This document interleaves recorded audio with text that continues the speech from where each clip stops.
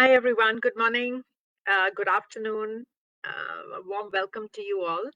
I'm so delighted. We'll just get started. I think people are still trickling in. I'll just probably give it like a few seconds.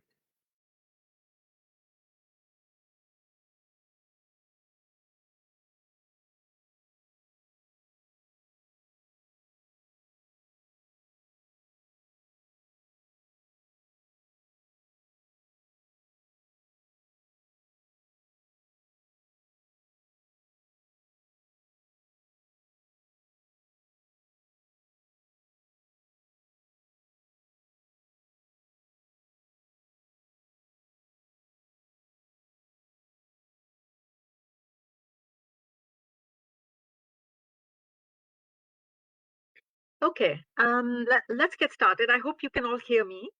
Um, very warm welcome to you all. My name is Namita Datta, and I manage a global program that's called Solutions for Youth Employment. It's hosted by the World Bank, the Social Protection and Job global practice of the World Bank in particular. And the idea behind S4Y, the reason why the bank created this global program is sort of with the understanding that youth employment is not a development challenge that we in the World Bank can solve on our own. We really need to work very closely with a large number of partners, including private sector, but also civil society, stakeholders, and young people themselves. And so S4Y brings together about 30 to 40 private companies. A lot of them are large technology companies, has about 44, 45 NGOs that are leading very innovative youth employment programs, and they were selected with that lens because they were implementing something innovative. And the idea is to learn from some of these ongoing innovations. We also have a youth advisory group, so young people who have done innovative, entrepreneurial initiatives, and we hope that we make sure that we listen to them, even in our board and our steering committee, but also any knowledge products that we develop. We make sure we are listening to young people very closely. And lastly, an internal network of practice teams of the World Bank Group. There are about 150 youth employment operations. Collectively, the bank invests 17 billion in the youth employment agenda.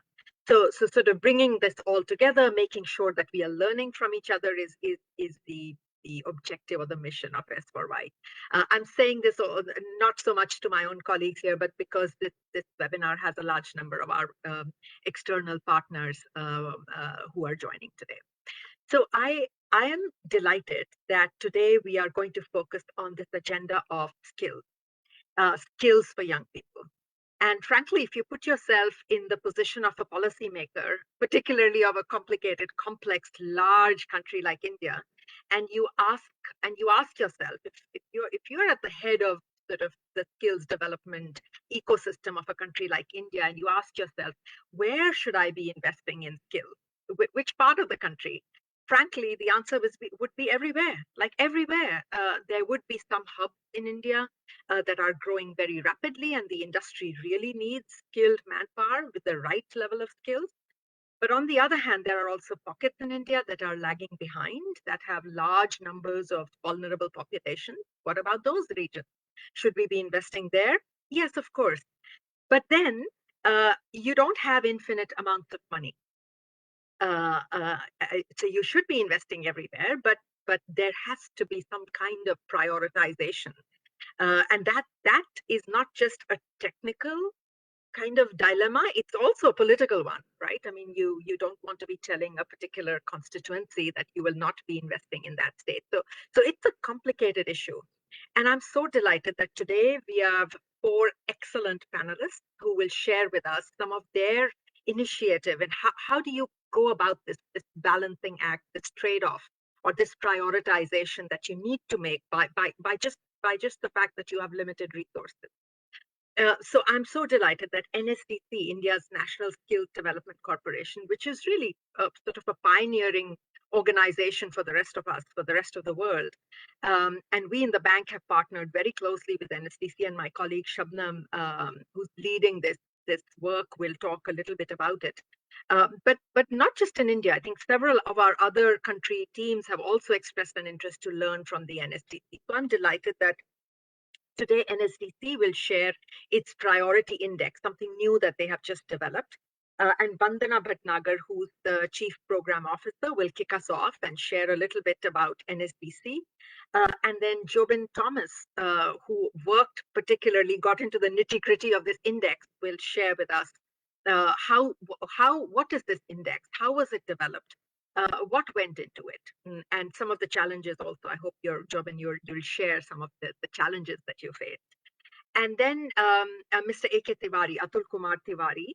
I don't see him connected actually, but I'm hoping that I have missed it somehow. He is additional secretary in the Ministry of Skill Development and Entrepreneurship. So he will share with us a little bit what the government wants to do with this index. And how the government is going to how the government sees this index as an input into their policy making.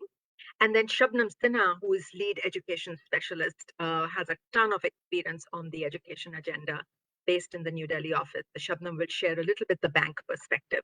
So I should shut up because you're not here to listen to me, and hand it over to you, Vandana, to kick it off. And I just want to request all of us to keep ourselves muted while the participants are sharing their comments. So Vandana, over to you. Thanks a lot, Namita. It's really a pleasure to be here, and hello to everyone who's connected for this session. I have a greater degree of pleasure because of the fact that I was working with the World Bank before the assignment at NSDC, but I'm here now talking in my capacity as Chief Program Officer at NSDC. And I'm joined by my colleague, Jobin Thomas, Jobin Matthews, who will be also sharing part of the presentation with me. So today we'll be sharing an analytical tool that has been developed by our team to support programming and skill development. And as Namita mentioned, we'll be beginning with a brief overview of our sector context and also a bit about NSDC. And then we'll go into details of the skill priority index, where we'll look at the methodology, and before that, even the reason why we developed it. And then lastly, we'll be also discussing a bit about how this index can be used to support decision-making in the sector. So if we just look at the India context, I guess some of you might be already aware. Jobin, if you could move to the next slide. Yeah. Some of you might be already aware of the country, but for those who might not, we are a country which has 28 states, each with its own elected government. And there is also a category of union territories, which are managed directly by the central government. And within each state, we have what are called districts. These are administrative units and are very central to a lot of the implementation that takes place for various government programs. So the country has over 730 districts. And here you can see as an illustration for the state of Orissa, the breakup of the state into districts. There are 30 districts in the state of Orissa. Now, there is another construct which is used in this index, and hence I'm sharing that also, which is a cluster. And a cluster is really an analytical construct. It's not an administrative unit, which has been developed by the National Statistical Office. And it's used to design various surveys and present various analyses. So the clusters are basically an analytical construct, not an administrative unit. If you look at the skill development ecosystem, we basically have the Ministry of Skill Development. Just go back, Jobin. Go back to the previous slide. Yeah. The Ministry of Skill Development and Entrepreneurship is the nodal agency for skill development policy formulations, and they also lead the national flagship programs. And they play an extremely important role in ensuring convergence of various skilling initiatives that are taking place across different ministries as well as states. And then at the state level, we have state skill development missions, which are the arm through which a lot of the program implementation is coordinated within the states. And they also have a very important role, as I will explain. It's increasing in importance. And then in terms of funding, we have a variety of sources of funding for the skill ecosystem. It's coming from central government programs, state government programs, and of course the private sector, including various philanthropic organizations. And as per one study, the Indian skill market is estimated at about $3 billion and was estimated to grow at about 16% CAGR. Of course, the pandemic has caused a bit of a disruption, but that's the kind of scale that we have in the country. Next. Now, if you look at NSDC's context, we are working very closely with the Ministry of Skill Development. And we were created in 2009, about 10 years back, with basically a mandate to mobilize private sector participation in the skill ecosystem. And it's envisaged as a public-private partnership, which basically has 51% stake from 10 industry associations and 49% stake by the government of India. We work through a management agreement that we have with the National Skill Development Fund. Now, the NSDC ecosystem has two broad categories of entities through which we roll out a lot of our programs. One is a host of private sector training entities, and the second is the sector skill councils.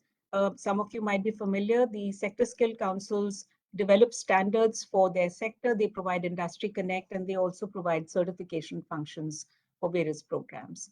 Next. So this is to just give you a sense of the kind of functions we perform in the skill ecosystem. It's really the role of an enabler and a coordinator. We provide development financing to training entities, and then we are implementing government programs.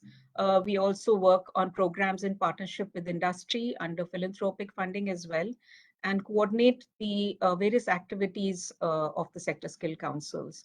And recently, we have also ramped up our engagement on digital skilling. We have a platform, aggregator platform called eSkill India, which is becoming fairly popular now. And in addition, of course, we undertake a lot of knowledge and technical support activities, including working on advisory services in other parts of the world. And one of the central themes in our operations is the use of technology. So that underlies a lot of our operations. Next.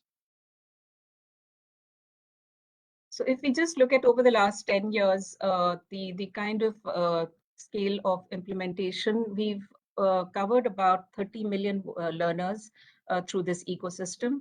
And this has been done under various kinds of models. Broadly, we've clubbed them under market-driven models where candidates or industry pays for the training, or it could be under the government-funded programs, which are basically grant-funded. And under that, the most prominent is the national flagship program called Pradhan Mantri Kaushal Vikas Yojana, PMKVY, which has been an extremely large and impactful program over the last 5-6 years. And then, of course, in the recent years, apprenticeship has picked up greatly as well. In our ecosystem, we have 37 sector skill councils, which have been incubated, and over 650 training partners who are affiliated to us. And we've committed under the development financing about $280 million. This does not include what has been incurred by the government on their various programs.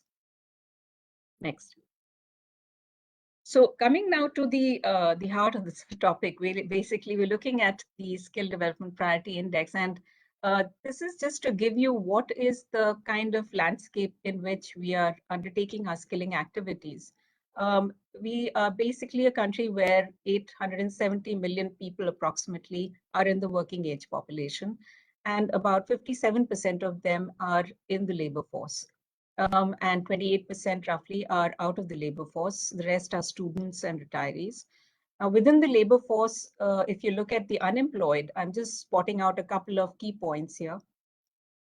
If you look at the unemployed people, 2/3 of them are in the age group of 21 to 30 years of age.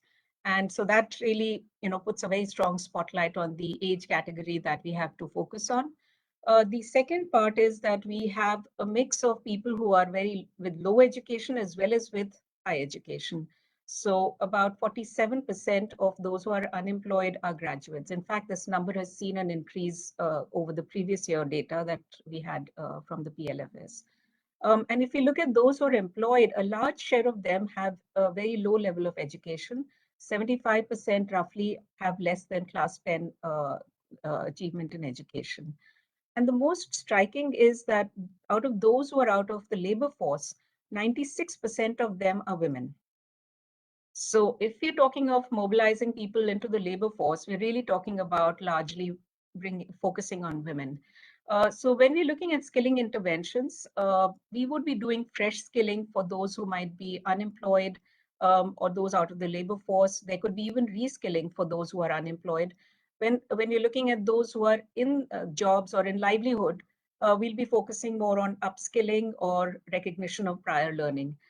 Just to point out, about 90% of our workforce is engaged in informal work. And despite, of course, a lot of growth in services and construction sectors, the largest share of employment still remains in agriculture.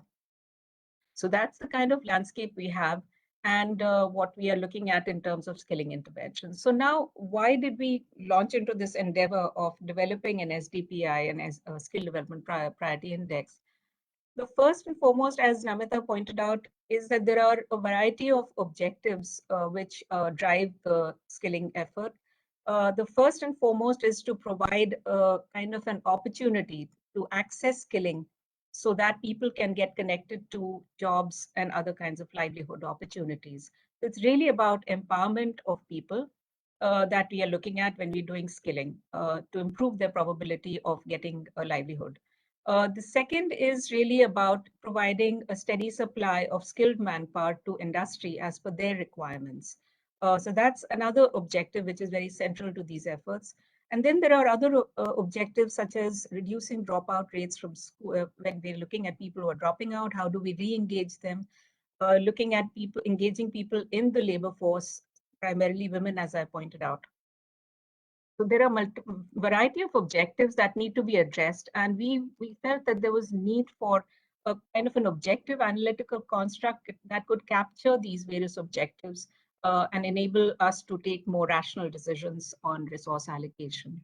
The second, which is really important, has been something that has been underway for several years now.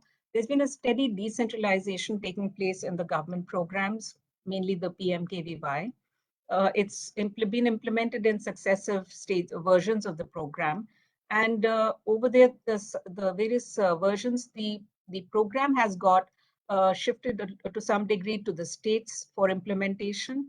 And in the last stage, there was also thinking underway to bring in the district into the implementation process. So since last year, this entire effort on decentralization was getting fresh impetus, especially with respect to the district. And as part of that, a lot of thinking was going on how do we enable and support that process. We were working on a district skill dashboard also, and were identifying various data points, indicators that would be relevant, and decided to stitch that into an index that could allow this to be used more readily. And that's probably, where this effort also was taken forward. And as you can see, also the World Bank's project, Sankalp, has a very strong emphasis on supporting this decentralization process through capacity building of states and districts. So when we're looking at now the programming, we'll need to distribute targets to districts, and how do we do that is what this index was attempting to support. The third is that we also have seen a rise in philanthropic funding for skill development. And we have something called the CSR Act, which was passed in 2013, under which corporates above a certain size are mandated to spend 2% of their net profit on CSR-related activities. We've seen an increase in this spending. It's doubled, in fact, in 5 years to $2.8 billion. And out of that, the spending on education and skilling has risen from 31 to 40%. So that's the kind of funding that is also coming in and needs some kind of clarity on where the funds need to be deployed. Next. So the SDPI's primary objective really is to enable more optimal allocation of resources for skill development by identifying which are the high priority states, clusters, districts. And we went about this by creating a structure of 4 sub-indices, which look at 4 broad focal areas for skilling. The first is demographics or population profile. The second is industry activity. And the third is the labor supply attributes that are there in a particular region. And the fourth is the performance of the school and vocational education infrastructure that already exists in a region. So we'll go into details subsequently, but these were the four aspects we were looking to cover, and each has a separate index, which is then aggregated into an overall priority index for a state or a cluster, and can be done also for the district. And the cluster level, as I had mentioned earlier, is basically the formulation of the NSO, which we are using over here. There are 88 such clusters across the country.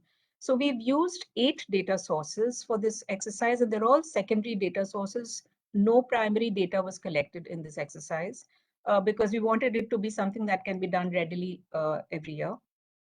7 out of these 8 data sources are from the government, various databases, and they're all updated very regularly, with the exception of the census. So almost all of them are getting updated continually or at least annually. So we are assured of at least getting an index that is relatively up to date. In this analysis, all the data is relating to 2019 or 20, except for one data point related to migrants, which is from the census. Next, Jobin. So this I'll hand over to Jobin to take you through the various indicators that have been used. Jobin, please go ahead. Thank you so much, Ms. Vandana. So now moving on to the composition and calculation of the index, as you can see on the slide, that and as mentioned by Vandana before, that the overall priority for an administrative region is calculated using 4 indices. These are population, industry, labor supply, and school and education index. So in terms of geography, we selected 2 regions, 2 levels. Priority is calculated at 2 administrative levels. So one is at the state level and the other is at the cluster level. Each cluster is an aggregation of smaller administrative units called districts. And there are over 700 districts in India. Overall, the framework that you see uses an aggregation technique similar to the one which is used for calculating Human Development Index.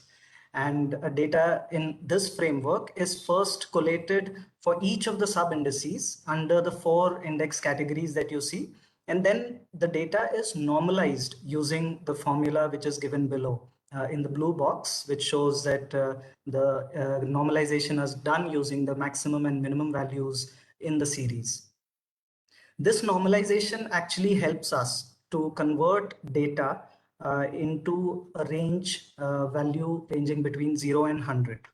And that actually helps us aggregate different kinds of information. And normalization, once it is done, then we aggregate this information using the geometric mean formula to calculate the final priority. A higher index value, for example, if the value is closer to 100, then that indicates a higher priority and therefore need for skill development interventions. Now, if we look at the sub-indices, a lot of information is used under each sub-index. So for example, if you look at the population index, we used broadly 2 sort of information. One is the number of people who are aged between 21 to 30 years. Why we use this? Because in India, most of the unemployed population, most of the people who are looking for work, they belong to this age category. So we took this information and then we added to it the information on migrant persons. While we were conducting this analysis, when this was originally conducted, we considered information on migrant persons for reskilling and upskilling, because it was widely highlighted during the nationwide lockdown that migrant labor requires reskilling and upskilling. Moving on to the industry index, you can see that there are again 2 indices, sub-indices, which indicate that, yeah, sorry. So under the industry index, this is composed of again 2 sub-indicators, which indicate the level of economic activity in the region. So this basically captures the demand side of the labor market, in the sense that if there is more economic activity, then that is expected to generate higher labor demand. And if a region has higher labor demand, then you need to prioritize that region. The third index measures the supply side of the labor market, which includes unemployed persons, employed persons who earn very low income. So this is a segment which may require reskilling or upskilling. And those people in the working age who are not in the labor force. So they may require skilling efforts to integrate them into the labor market. The fourth index that we use is a proxy to the skill development capacity created in India. So, for example, this includes the number of training centers, TVET institutes per 1,000 youth population. It includes gap in net enrollment at the higher school level also, which indicates school dropout rate. This is the segment of population which is expected to be at the higher secondary level, but it is not enrolled at that level, so indicating dropout. And the third sub-index under this category is the seat utilization under industrial training institutes. So these are institutes which provide long-term skill development courses. So all of this data is actually transformed in a manner such that higher index value shows higher priority in terms of need for skill development. And one of the challenges that we faced was that each of this information we needed at the lowest geographical unit, which is at the district level, so that we are able to aggregate it to the higher levels like cluster and at the state level. So we first calculated it at the district level, this information, converted it into a scale of 0 to 100 so that we can add up this information, aggregate, and then we took a geometric mean to arrive at the skill development priority index for each of the regions. So that describes the calculation of the index, and we can discuss it further. But for now, handing over to Ms. Vandana for discussing the results. Thank you. Thanks a lot, Jobin. So we'll just now take you through the some of the insights that we got for the India context.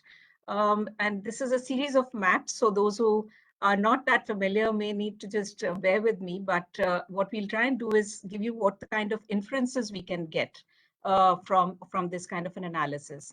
So this is the picture that you can see for the country on the overall index values, the state as well as the clusters. As you can see, the two states of Uttar Pradesh and Maharashtra, which are in red here, red and orange, are the really most dominant states in terms of priority. In fact, Uttar Pradesh's score is double that of the states which are at the third and fourth level. And then if you look at the cluster level, basically we have not just states from the top 5, it's a bit more dispersed. We have clusters from states like Bihar and Telangana, which are not in the top 5 states. And if those who are familiar with Telangana, the region corresponds to the Hyderabad region. So it's an economically relevant and high priority region. Next, Jobin. When we come to the population index, again, Uttar Pradesh is really at the top. It's 99, and it's even more stark, the dominance of this state with respect to demographics. When we're looking at the cluster level, there are 3 states from where we are seeing the top 5 clusters, basically Eastern Uttar Pradesh and Northern Bihar, and another region of Uttar Pradesh and Maharashtra. So 3 states have clusters which have strong focus from a demographic point of view. Interestingly, Tamil Nadu is figuring in the top 5 states, partly because it has a large share of migrant workers. So if you looked at pure demographics, probably in terms of age, 21 to 30 years age, Rajasthan and Madhya Pradesh would have scored higher. But because Tamil Nadu has a large share of migrant workers, it comes into the top 5 here. Next. Now, this shows the areas where there is greater economic activity, as Jobin mentioned, whether it's investments or lending activity, and the GDP at the state level. Maharashtra is clearly the most dominant in this respect. And then there are these other states that are shown here. But at the cluster level, what we see actually is really the economic engines of India, the Delhi region, Bombay region, Pune, Chennai and Hyderabad region. Those who are familiar with India will understand these are the automatic, high focus areas from an economic activity point of view. Now, I'll just like you to keep this image at the cluster level intact because you can see that a little more of the dark areas are in the southern region. In the previous slide, as you might have noticed, the dark regions tend to be in the northern part of the country. So basically, we have a demographic bulge at the north, and we have a lot more of industrial activity that's taking place in the southern part of the country. So when we skill in the north, we need to also plan for the migration that a lot of them would need to do, the jobs that will be typically available in other parts of the country. Next. Now, when we're looking at the labor supply index, there are a variety of states here. While UP continues to dominate, we do have West Bengal also featuring here because a large share of people from this state are with low levels of income. So the sub-attribute that Jobin talked about, percentage of people who are in the bottom 10 percentile, West Bengal has a large share of such people. And typically upskilling would be the kind of intervention that would be needed to enable them to transition to better livelihood possibilities. And then when we're looking at the cluster level, basically 3 states tend to dominate: Uttar Pradesh, Northern Bihar, and West Bengal. So this is something which you'll keep seeing a bit when we're looking at the scale of people who are looking at, when we're looking at more a demographic perspective or a unemployment kind of perspective. And looking into unemployment, the next slide, we just give you a little flavor of the kind of breakup that you get over here. When you're seeing unemployed people, it's, you're seeing certain spots of red and dark orange. But if you were to focus, for example, interventions that are targeting unemployed females, the focus shifts towards the south. You're looking at Kerala, Tamil Nadu, Maharashtra. And that's partly because the labor force participation rate of women is higher in these states. So the likelihood of unemployment would also be greater there. And when you're looking at graduate unemployment, then states like Rajasthan become very dominant, and Tamil Nadu as well. So it depends also what segment is being targeted for skilling. You might want to then look at more specific aspects of the index. Next. So this is the one which is really a different kind of index because it's using normalized values, and hence there is less dependence on just scale. And you'll also therefore see a greater spread, an even spread of kind of priority here. And most of it looks kind of red and dark orange here.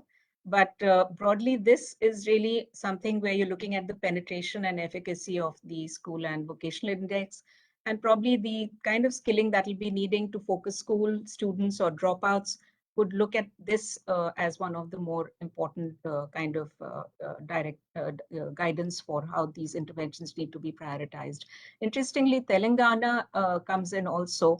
I was a bit intrigued, but I was surprised to learn that the dropout rates are quite high in the state of Telangana, despite it being an economically active region.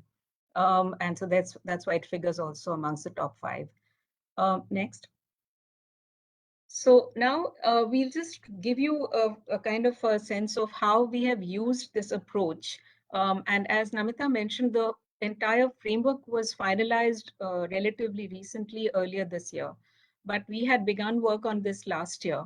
And we were also transitioning from an earlier version of the PMKVY program to the version that is currently underway, PMKVY 3. And there were plans to look at this district level focus under PMKVY 3, where targets had to be distributed to districts. So we used part of this construct to do that exercise, where the targets were first distributed to states and then to clusters and then to districts. And we used 5 of these SDPI indicators for this purpose. These are given below. Population index was used based on youth population 21 to 30. And GDP for the state, as well as for clusters investments, and unemployed and people out of the workforce were the attributes used for labor supply. So using these indices, we basically calculated the targets for each of these indices and then averaged those targets to arrive at what the number would be for a district.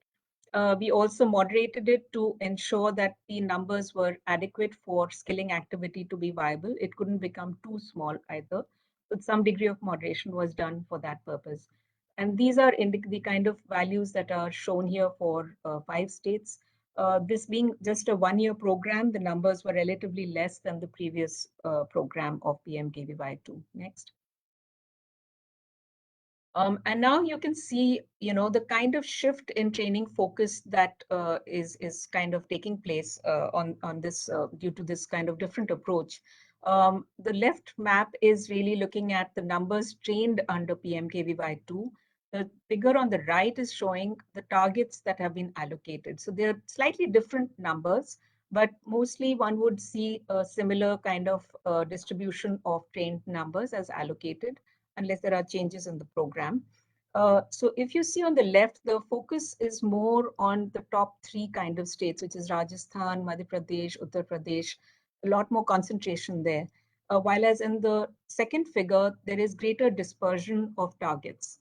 And we see, if you look at the kind of breakup below, while Uttar Pradesh remains the most dominant state in terms of training targets, the number has got a bit moderated from 16% to 12%.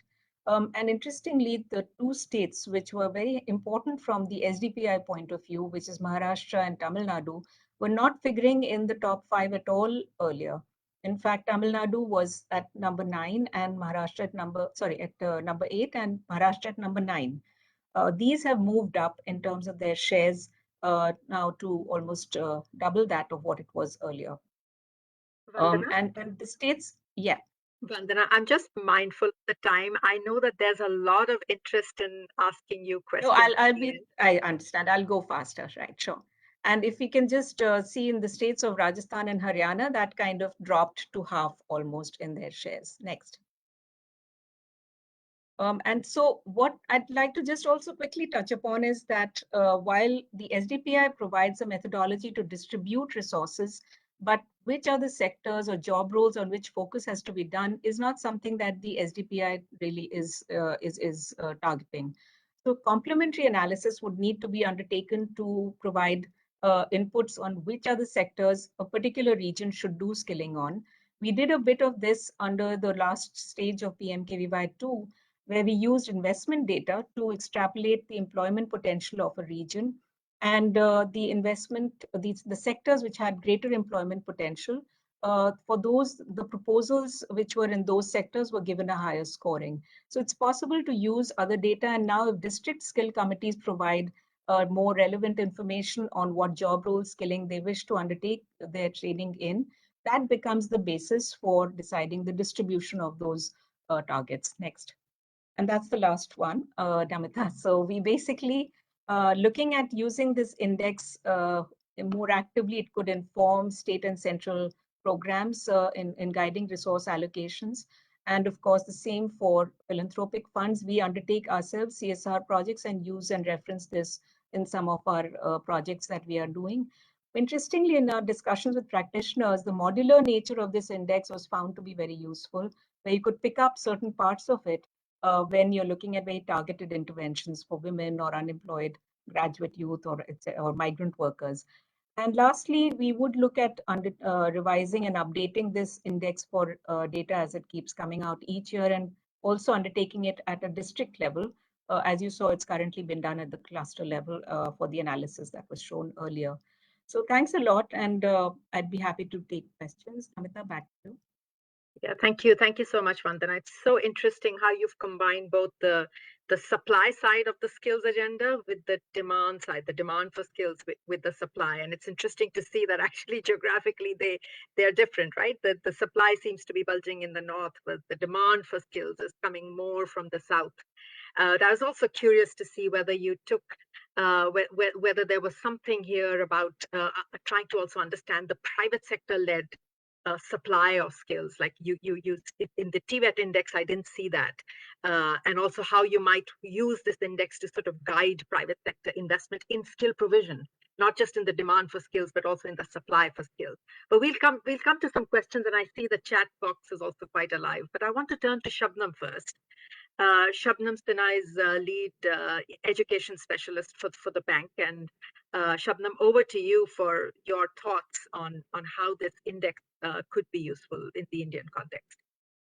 Well, thank you, Namita, and thanks, Vandana, for this excellent presentation. And we are at a time when I think the World Bank has just released the WDR of 2021, which talks about data. that you can have data without information, but you cannot have information without data. That's the legend that which it starts with. And I think, the priority index, the skills priority index, I would like to congratulate the NSDC for having done that.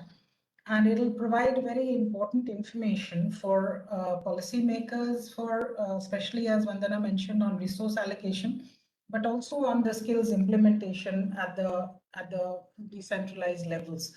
I will talk a little bit about the World Bank's association with the skilling sector in India. We started our support to the skills to the Ministry of Skills Development and Entrepreneurship, and I'm very happy to see that the ministry is represented here by the additional secretary.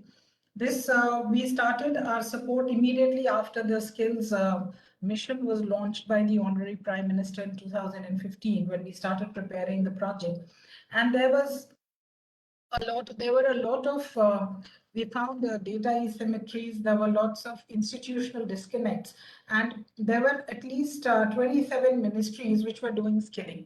And the new Ministry of Skills Development and Entrepreneurship had been brought about by the Honorable Prime Minister.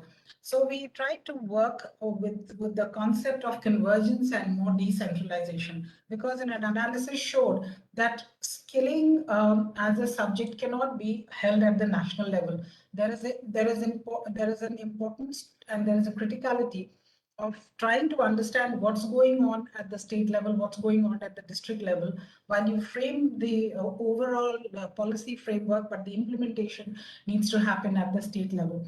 So our project focused on 4 critical areas. The first one was on this institutional reform, where there were several institutional mechanisms at the national level. There was a national skill mission. Then there was the NSDC itself, there was the National Skill Development Agency. So these were all agencies which were all in isolation, and the Project Sankalp, which we call Skill India Mission, tried to bring it all together and connect and bring in the connect with the state governments. So for the first time, we tried to ensure that we provide funding to the states through what we call state incentive grant mechanisms. So that institutional connect with the national and the state government became very important, and the state mission became the framework through which they could coordinate with all the ministries, the departments at the state level, which were doing skilling.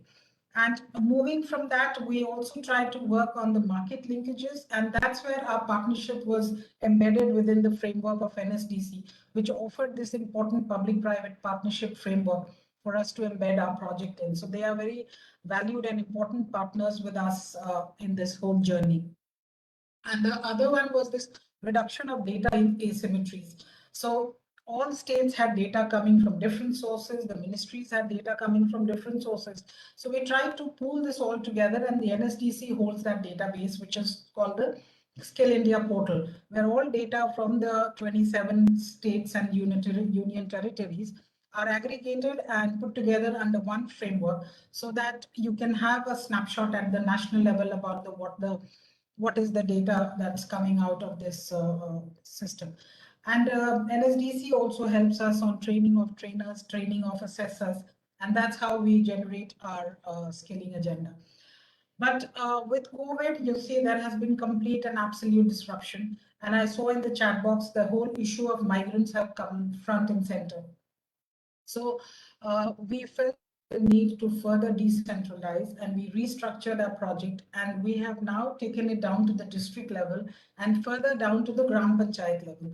So each district has to create a district skill development plan. And I think there was a question that does the district data sort of combine or aggregate with this particular database? I'm sure it will do eventually, but this would be a very useful addition to our sector.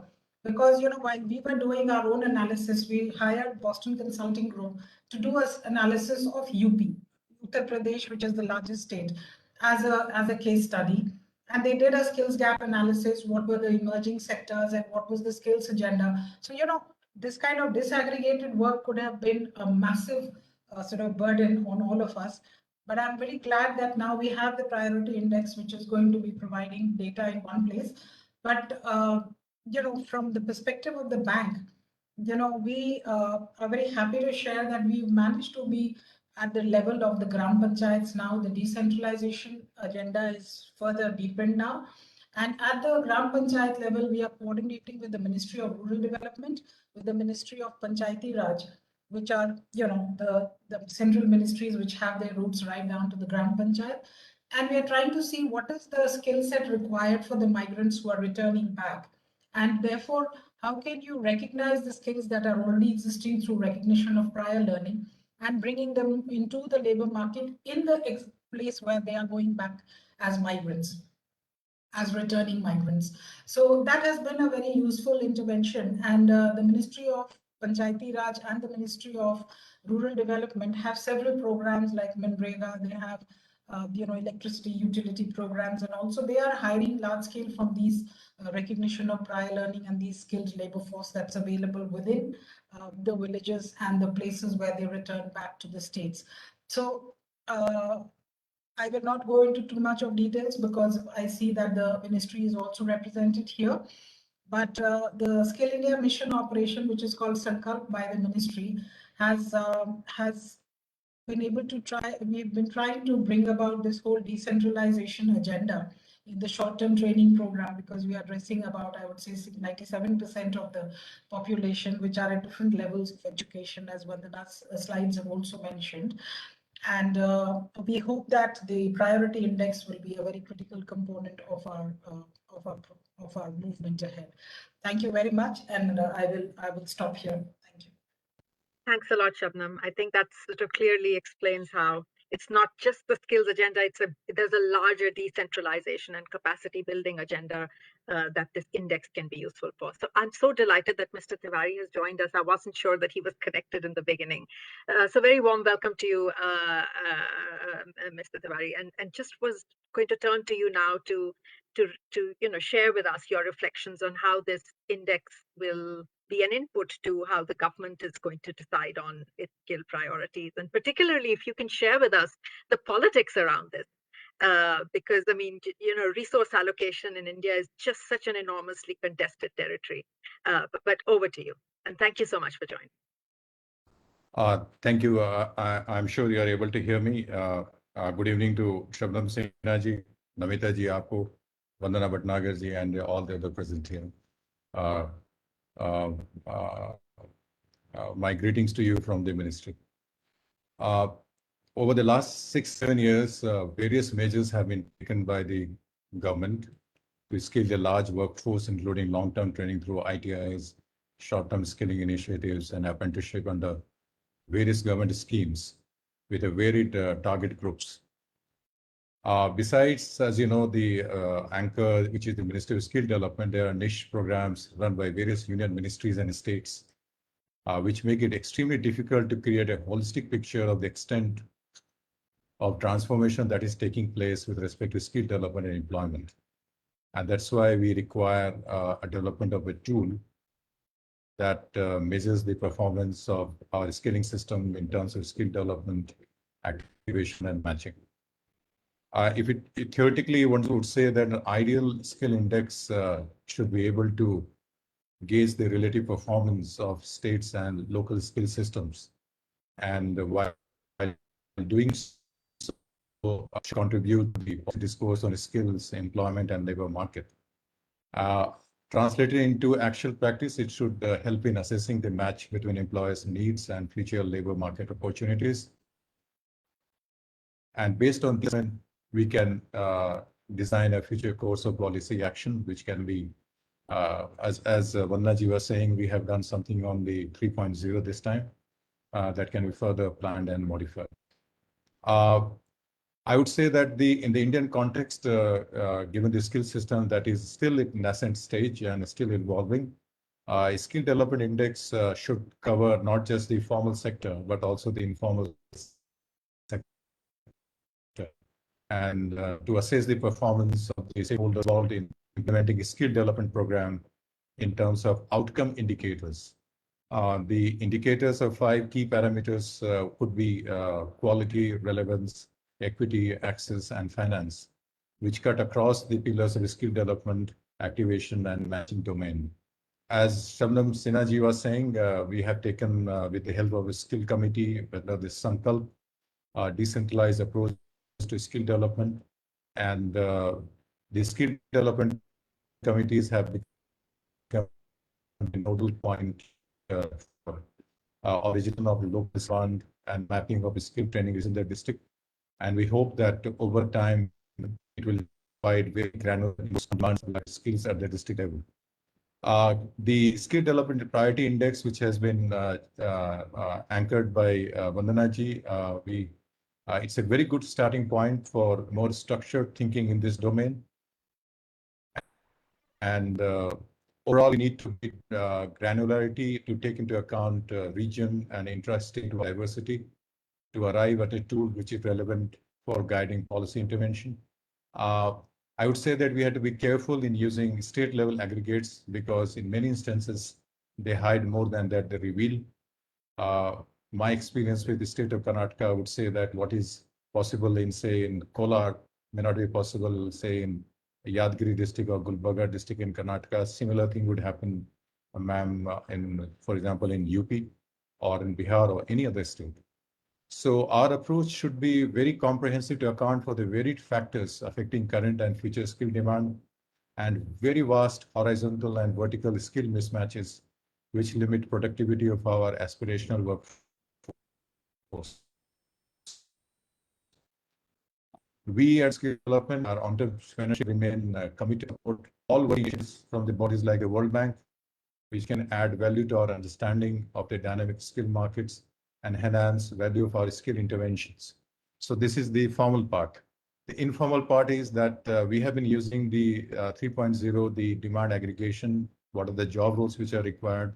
We have been using it in connection with the district scaling. We use whatever the groundwork which has been done by the World Bank through the project by the fellows, district skilling committee, the toolkit which they have produced, and our requirement of going for a very decentralized approach to looking into the informal workers, etc. And that's what we are going to look forward to. And certainly what the NSDC and Vandana and her team have done for the SDPI is going to be the starting point and very, very useful tool to take it forward. I must also say that a recent dispensation when we had the national education policy, we have been working very closely with the Ministry of Education in how to mainstream skilling as part of the education academic framework, both the school education as well as higher education. And we have come to a point where we are going to have 5,000 skilling hubs in all over India. And our skilling hubs will include not only the skilling part like the Pradhan Mantri Kaushal Kendras or training providers, but also taking the polytechnics, government colleges, engineering colleges, exemplary schools, etc. And we have been tasked by providing what will be the skill requirement for such skilling hubs. So the basic idea which is emerging now is that we have the students in the school and higher institutions of learning, something how the skill part can be embedded there, mainstream. That is one part. Second part is which are the dropouts which can be taken to the skilling hubs. And we have the people, vast percentage of the population which is neither in school nor in employment. How do we take them this skilling hubs? And what we do, what are the requirements of the one district over the another or one block in a district over the other block is going to be very, very vital. And this is one area which we have done a lot of work with the help of World Bank, which is the area which we have done a lot of tentative analysis and explorations with the help of whatever the NSDC and Vandanaji's team has done for the PM 3.0. And just yesterday, we had a detailed discussion on that, Vandanaji, and we had Rekha Menon from your NSDC. We had a detailed discussion on how the job roles which have been given by the district skilling committees, whether they require some amount of alignment, say what the CM does, what the PLFS does. And Shamlanji will be knowing that under the Antyodaya project, the Rural Development Ministry with the Ministry of Panchayati Raj, they have done a detailed 150 items survey on the Gram Panchayats, where they are asking 3 questions. One is whether they have a skill institute, which is RCT, ITA, etc. there. How far it is there if it is not in the village, what kind of jobs, trainings which they are giving, and what is the number of training which is being given. So we have some data sets available with us. And from the MSD and NSDC side, we're also trying to work on some more easier way of letting the people say what are the skilling requirements are there. And we are working on that. I'm sure that it's not an easy task, but whatever has been done by the NSDC, the STPI is going to be very, very useful starting point. And we need to apply our minds and maybe the expertise of the experts here from the World Bank side, Namita ji and Shabnam ji and your colleagues, so we can take it forward. Thank you very much for giving me this opportunity to share our views. As in policy making, we are in constant flux, and this is the need of the moment. But whatever we do for skilling, unless until we match it with the demand, we are not going to see the result. So to that extent, it is fundamental that we have this skill development priority index as much possible, as realistic as possible in place. Thank you very much. And I thank Vandana ji for putting me in this, and all the ladies here and the other participants for listening to me. Thank you so much.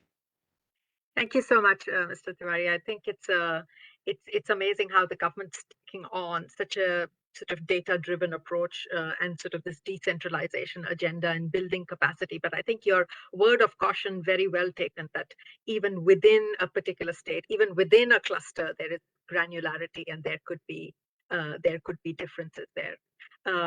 So I know that we have just maybe a few minutes left. So literally like 30-second responses. Perhaps I'm going to turn to you, Vandana. There are some questions in the chat box, and some of them I think you've already answered, or even Shabnam addressed some of them. So there's one about how do you look at the demand for skills, and I think you addressed that. But then would you leave it to the district level to decide what programs to pursue or not? That's a question from Paul. And then Kuhn, our colleague from Ethiopia, wants to know whether you apply different weights to the different indices or you just take a simple geometric mean. And then there's a question from Chitra about migrant workers, and I think Shabnam already addressed that. And then another question about how would you figure out where are people with disabilities who might have very different needs? But literally like 2 minutes we have left, Vandana, and maybe some more questions will pop up. But over to you. Yeah, and as you said, I think quite a bit has been already addressed by Shabnam and Atulji. So I'm just going to mention that the districts, as was mentioned earlier, have been providing their inputs on which are the job roles on which they would like skilling activity to be undertaken. And that is something that also needs to be supported by giving them information and enabling them to undertake surveys in their area on what is the demand. So both the effort to capture their voice is part of the programming, and we allocate targets based on what job roles or sectors they prioritize. And we say, okay, the training partners who have submitted proposals that align to what districts have articulated are the proposals on which training targets are allocated. The second point about giving weights, we did explore that possibility, but we decided to adopt a neutral approach here. And apply the same weightage effectively to all the indices. But it is possible if in a particular program there is a greater focus on one aspect, then it could be something that could be applied as an adaptation of this index. And some sub-index can be used also on a specific aspect. I completely agree the point related to people with disabilities. I think that's an extremely important aspect. And the numbers in India are staggeringly large also. So that is something that definitely could be another aspect that could be integrated, a vulnerability index, if I would like, could say, not just PWDs, but the other categories of people who might be highly vulnerable. So definitely the concept could be extended further to become more inclusive. I think that's it, right? If I'm not wrong. Yes, the migrant workers, yes, it's a complex one, especially now in the pandemic context. We have literally gone with what was there in the census. There wasn't very reliable information available from secondary sources that could be used in place of that. But as I guess this is refined further going forward, more nuances could be incorporated on how we address this issue of migrant workers as well. I guess Thank that you. hopefully addresses, yeah. Perfect, and perfect timing. Thank you so much, Vandana. I just want to say a big thank you to you, Vandana and Jobin, for sharing this index, which I think is not just useful from the Indian context, and Shabnam already highlighted how important it is. And it's just wonderful to know that the bank has been involved and is part of this, because I think we also learn from this experience, and this would be replicable and applicable in several other contexts. And I also want to thank Mr. Tiwari. I think the government of India, we should be congratulated actually for firstly accepting such sort of hard data, which is in most countries we see it's a political decision, but the government actually caring about some of the data insights, but also more broadly about even having this sort of scale at this sort of partnership with the private sector in terms of just creating this NSDC experiment.